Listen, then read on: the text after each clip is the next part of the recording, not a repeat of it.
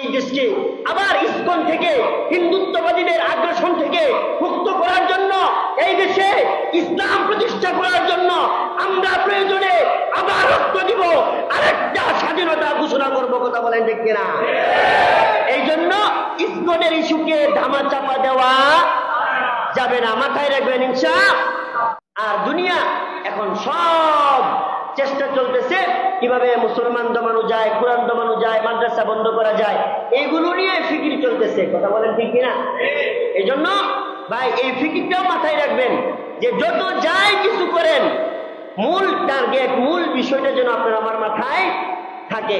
দেখেন না, ওই যে শুরু হয়েছে ইসকনের এক আমাদের উপর আক্রমণের অবস্থা, এমন নানান ঘটনা এইটা হেইডা হেইডা হেইডা কইরা মূল ঘটনা যেটা ওদের চাপা দেওয়ার কি করতেছে, চেষ্টা করতেছে।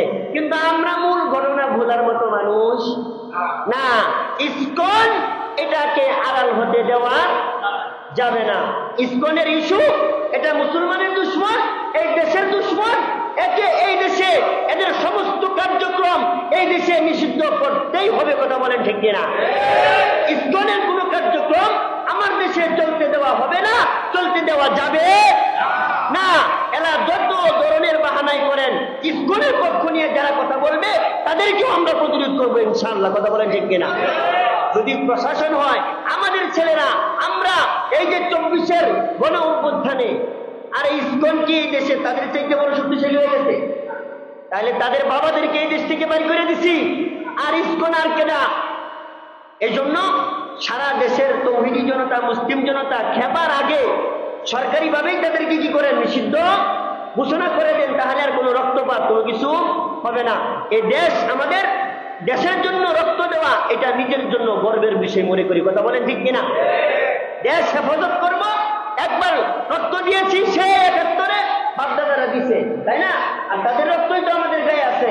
প্রয়োজনে এই দেশকে আবার ইসকন থেকে হিন্দুত্ববাদীদের আগ্রাসন থেকে মুক্ত করার জন্য, এই দেশে ইসলাম প্রতিষ্ঠা করার জন্য আমরা প্রয়োজনে আবার রক্ত দিব, আরেকটা স্বাধীনতা ঘোষণা করবো। কথা বলেন ঠিক কিনা?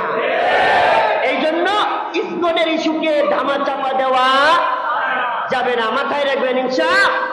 আল্লাহ তাআলা আমাদের সবার সন্তানকে, সকলের সন্তানকে আদর্শবান সন্তান, কোরআনের হাফেজ হওয়ার তৌফিক দান করুন। সবাই বলে আমিন। আল্লাহ তাআলা আমাদেরকে মৃত্যুর আগ মুহূর্ত পর্যন্ত ঈমানের উপর অটল অবিচল থেকে মসজিদ মাদ্রাসার সাথে সম্পৃক্ত রেখে জিন্দেগি পার করার তৌফিক দান করুন। সবাই বলে আমিন।